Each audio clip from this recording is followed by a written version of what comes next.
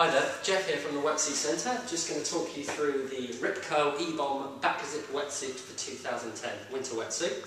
So it's a 5'3" suit, which basically means the thickness of the suit. 5mm of neoprene on the core areas and on your legs, so nice and thick to keep you warm. And 3mm of neoprene where you need more flexibility, so things like your upper body and your shoulders and the arms. Okay. Ripco Ebomb is a notorious suit basically for being really flexible, high performance. That's really what they've gone for Ripco, and that's basically what they've achieved. Flexibility and comfort in the water. That's really the goal of this suit. The way that they do that is, number one, minimal amount of neoprene panels. Okay, so you can see at the front of the suit here, you've got one large panel around this area. It's the same on the back as well. Less seams on the suit means more flexibility. More flexibility means a better fit, which will keep you warmer, but also give you more time in the water and feel looser as well, basically. Okay. The second point, and probably the biggest point, is the type of neoprene that Ripco use. They use the E3 neoprene throughout this whole suit, and E3 neoprene is really notorious for being the most flexible on the marketplace. Okay, so you can really demonstrate that by pulling on the arm of the suit as well, see how far that goes. That runs through the whole suit as well, so you can imagine how light that feels in the water and how flexible it feels. It's really sort of second to none. Liquid taping on the seams as well, you can see that here. It's basically like a rubber taping over the seams. The seams are glued and blind stitched, which means there shouldn't be any punch holes that go the whole way through the suit. But just to reinforce that, on some areas of the suit they've just used this liquid taping as well, which means no punch holes, reinforced by liquid taping on the seams should mean that there's no water getting into the suit. Should keep you nice and toasty and warm. On the knee pads here, you've got the Duraflex knee pads. It's like a robust material that all the wetsuit companies use these days, just to stop wear through on the key area. A lot of suits used to rub through on the knee, so that won't happen with this material. You've got a little stash pocket, a little key pocket here as well.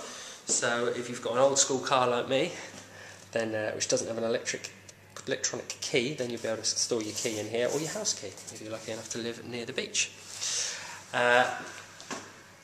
Obviously we've done a video for the chest zip Ebomb suit, so you've watched that, then the only real difference between the two suits is the zip system, basically. So if you have a look on the back of this suit, you can see that they've got the zip on the back, basically. So it's really down to preference at the end of the day, what you prefer. Some people don't like a chest zip because they're harder to get into, and you've got to force the suit a little bit to get it on. And some people just don't like the way it feels. Some people don't like a back zip because obviously you have a zip on your back, it's sort of going to affect the flexibility in that area a little bit. Essentially both suits shouldn't really let any water at all into the suit at all, so it's really down to preference. If you have a little look at the back here, you've got the Velcro fastening around the neck, which can be adjusted, so you can keep it nice and tight or loose, however you want it. An interlocking zip on the back here as well. Okay, so these teeth marry up so perfectly that they should really be watertight, so don't let any water dribble through onto your back. You've got wetsuit marrying up over the top of the zip here as well, so you've got the neoprene meeting up at the top, overlapping to stop that happening anyway. That should just wash any water away. But should any water get that far, get through the zip, then you do have like a back panel here as well. You've got the back wing system, which means that any water that does get through is basically carried out of the suit and out through the back here, basically, so you shouldn't get any water on your back. That goes over your head, like a back wing system. So that basically means it doesn't slip down. I'd say one good thing to mention, Jeff, is this Velcro that's just here. Yep.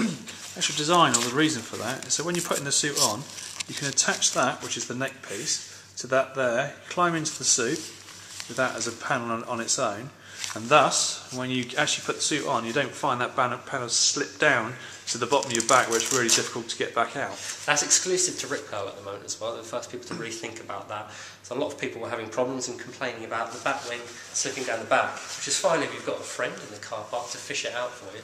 But if you're on your own, then it can be sort of a struggle. You end up sort of dancing around the car park with one arm down the back of your suit, which is never that much fun. So really, they thought of everything Ripco with this particular suit, and really listened to their consumers to make it a really comfortable, good-fitting suit. What we'll do is we'll turn it inside out for you now and have a little look on the inside just to show you what you get for your money. Essentially, that's everything going on the outside of the suit. So we'll turn it inside out and have a little look. Okay. Okay, so here we have the inside of the Rip Curl Ebomb Backzip for 2010 winter wetsuit.